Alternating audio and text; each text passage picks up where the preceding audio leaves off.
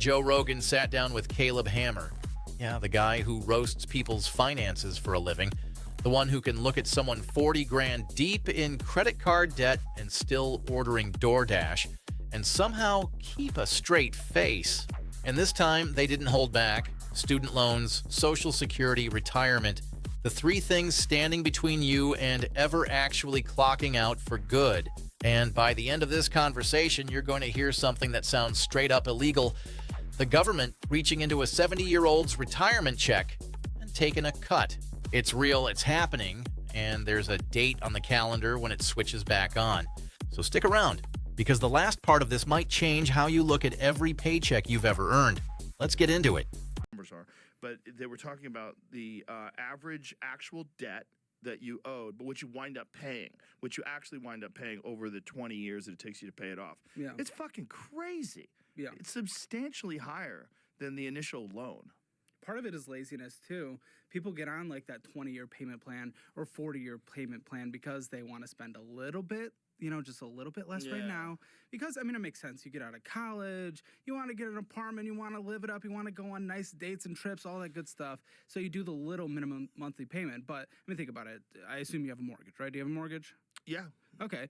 If you took that 30-year mortgage, but you're like, okay, I want to pay a smaller amount now, so let's stretch it to 60 years. The interest and overall payment you're going to do is insane. Right. So the student loan, a public student loan, it's actually a 10-year payment. That's the standard. It's a 10-year payment. You'll be done in 10. But people stretch it to 20 years. The repayment assistance under Trump, the RAP plan, that can be as little as 1% of your income on a monthly basis. That'll never be paid off. Never. Those people will have it forever. Forever. It'll be forgiven in 40 years, it says. We'll see, because... This is the part nobody warns you about when you sign that paperwork at 18. You stretch a loan out over 20, 25 years, and on some of these income-based plans, your monthly payment doesn't even cover the interest that's piling up. Let that sink in. You send your payment in every single month, on time, like a responsible adult, and the balance doesn't go down. It goes up. The interest you didn't cover gets bolted right back on top, and now you're paying interest on your interest. So picture it. You borrow 30 grand for school. You pay faithfully for 2 decades. Then one day you log in to check the balance, and you owe 35, more than you started with. After 20 years of payments, that's not a loan. That's a subscription you can never cancel. Except instead of streaming movies, you're streaming debt. So here's where the new system comes in. Trump's answer to all of this is a program called the Repayment Assistance Plan, RAP for short. And on paper, it actually sounds generous. If you're a low earner, your payment can drop to as little as 1% of your income. 1% sounds like a gift, right? But this is exactly Caleb's whole point, and it's a sharp one. At 1%, you're not paying off a loan. You're leasing it. You're paying just enough to keep the lights on, just enough to stay current, but nowhere near enough to ever actually own the thing and walk away free. Now, credit where it's due, RAP does fix the part that was genuinely broken. That ballooning nightmare I just described. Under RAP, the unpaid interest gets waived. It doesn't capitalize, it doesn't snowball, and they knock at least $50 off your principal every month, guaranteed, so the balance can't just sit there frozen forever. But here's the math that matters. $50 a month against $30,000 or $40,000 of debt? Run that division in your head. You're going to be making payments for 30 straight years before whatever's left finally gets forgiven. 30 years, that's a whole career. That's kids being born, growing up, and moving out. That's the bulk of your adult working life chained to a number from a decision you made before you could legally rent a car. So, yeah, Caleb's right. Under this plan, a lot of people never actually pay the loan off in any real sense. They just make payments until the clock runs out, and then the government quietly calls it even and wipes the rest. You didn't beat the debt, you lasted it. This is Bellwether. But when people are doing that, they're going to have it forever. It's going to balloon, and then they're going to complain about it when they chose not to just take the standard 10-year plan.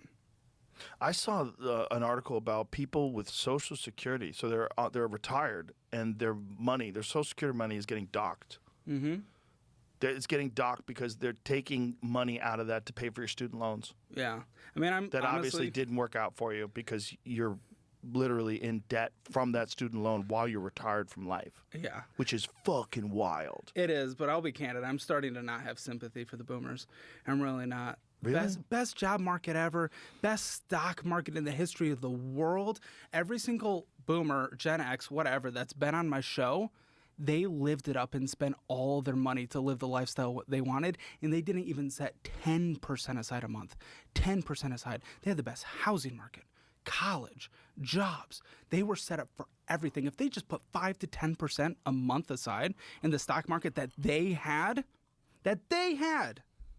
they would be multimillionaires. Most of them would be multimillionaires. But instead, we're in a situation where I want a new BMW. Yeah, they can't pay their student loans, Social Security, 2033. That's when the funds dry. So Okay, hold up. What Joe just reacted to here is genuinely wild, and I need you to really hear it. When you default on a federal student loan, the government can reach directly into your Social Security check, your retirement money, and take up to 15% of it right off the top before it ever lands in your account. The only guardrail, the one tiny mercy built into the system, is that they have to leave you at least $750 a month. $750. Try covering rent, groceries, and prescriptions on that. We're talking about people in their 70s and 80s living on a fixed income, no longer working, no way to earn more, and the government can still garnish the one check they've got left. And the timing on this is the part you need to circle.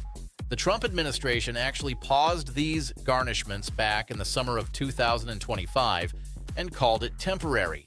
Then in January 2026, the Department of Education hit pause again while this new RAP plan gets rolled out. So right now, today, the garnishments aren't happening. But don't get comfortable, because that pause has a clock on it. July 2026 is the practical restart line. So this thing isn't gone and it isn't solved. It's loaded and sitting there, waiting on a date on the calendar. If you know someone with old federal student debt heading into retirement, this is the conversation to have with them now, not in July. Then Caleb pivots and he says something that's going to make half the comments section mad. He's done feeling sorry for the boomers. And here's the thing. On the pure math, he's not wrong. Take just 5 to 10% of your income, invest it consistently for 40 years at roughly what the market has historically returned, and yeah, you end up a millionaire. Not from being rich, not from picking the perfect stock, just from time and consistency. That part is completely real, and honestly, it might be the most important sentence in this whole video. But, and this is where I want to be fair, let's actually steelman the other side, because it's not as simple as they were lazy. The just buy low-cost index funds playbook that feels so obvious to us today barely existed for most of their working lives. The 401k wasn't even invented until 1978, and index investing stayed niche for years after that. A huge chunk of that generation wasn't handed a brokerage app and a feed full of finance YouTubers breaking down compound interest in 60 seconds. A lot of them were promised pensions instead. Work for the company takes care of you in retirement. That was the deal, and then slowly that deal disappeared and got swapped out for, good luck, here's a 401k. You figure it out. And here's the cruel irony that ties the whole thing together. There are nearly 3 million seniors carrying student debt in this country right now. And a lot of them didn't even borrow it for themselves. They took out Parent Plus loans for their kids. They went into debt so their children could afford the exact same college system that's crushing the next generation today. So, in plenty of cases, the boomer with the garnished Social Security check and the broke 25-year-old, same family, same loan, same broken system, just hitting 2 generations at once. So is Caleb right that you can't just blame the system and do nothing? Absolutely, but is it fair to act like everyone had the same map we've got now? Not quite. The uncomfortable truth is that both things are true at the same time. This is Bellwether. Stay verified. And yeah, even still, they could retire multimillionaires. Even still, even with that. It's beautiful. That is nuts if you know how to do it. But how would someone start doing something like that? honestly, low-cost index funds. I'm sure you got a money guy, but for the average American, there's these target date retirement funds. So Fidelity or whatever you want to use, they have essentially just pick like within the 5 years that you think you're going to retire, you just buy into that, and it balances it for you. It goes more aggressive now and just more conservative by the time you retire. It's so easy. There's no reason most people like aren't doing it, even in their 401k where it's free money matches and everything. It doesn't really make sense. So do you have to teach yourself all this stuff?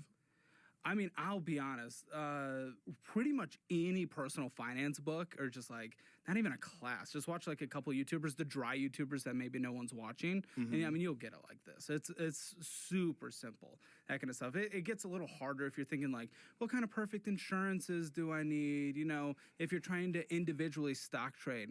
You know what scares me though? People in our position right now, people under 30, 60% of them are doing their portfolio trades based on the podcasters they're listening to. That's what's scary to me. What? Really? Yeah, 60%. Which podcasts are giving them advice? No, any Bleed on personal us. finance. Any personal finance. No, even on like Kick or Twitch, there's streamers. I'll log on in the morning, just see who's streaming, and some of the top viewed people are day traders. And this right here is the whole reason I made this video. Because after all the doom, all the garnishment, all the broken repayment plans, Joe asks Caleb one simple question. How did you learn all this? And his answer is almost annoyingly simple. He read books, regular, boring, unglamorous books about money and investing. No finance degree, no rich uncles slipping him stock tips, no secret sauce. He just put in the reps, a little at a time, until the stuff that sounds like a foreign language to most people just clicked. Because here's the truth sitting underneath everything we covered today. The loan system might be rigged, Social Security might be shaky, the rules might keep changing on you in the middle of the game. All of that can be true at once. But there is exactly one lever in this entire mess that you personally control. And it's this.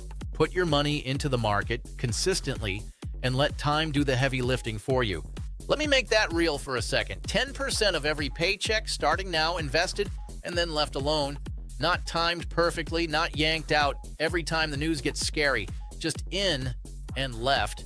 Compound interest is quiet and boring for years, and then it gets loud. The growth in the last 10 years can dwarf everything you put in during the first 20. That's not magic. That's just time multiplying on itself. Future you is going to look back at the paycheck you get this week and wish you'd started one day sooner. And if you're sitting there thinking, okay, but I genuinely don't know the first thing about stocks, good news. Neither did Caleb. Neither did basically anyone before they decided to learn. So here's your literal homework. Go grab 2 books. Start with The Psychology of Money by Morgan Housel. It's less about math and more about why we make dumb decisions with money and how to quit. Then read The Simple Path to Wealth by J.L. Collins. That one hands you the actual blueprint, plain and simple, $40 and a couple of quiet weekends. And I promise you'll understand more about money than most people your age ever will. Now, none of this is financial advice. I'm not your advisor, I'm just a guy who reads and connects dots. But out of every move on the table, the single worst one, the only one that's basically guaranteed to lose, is doing nothing and hoping it works itself out. So if this opened your eyes, even a little, do me one favor, hit that subscribe button. The next video breaks down the latest market signals, and trust me, you do not want to be the last person to find out about it. Invest in yourself, start today, not Monday, not next paycheck, today, and I'll catch you in the next one. This is Bellwether. Stay verified.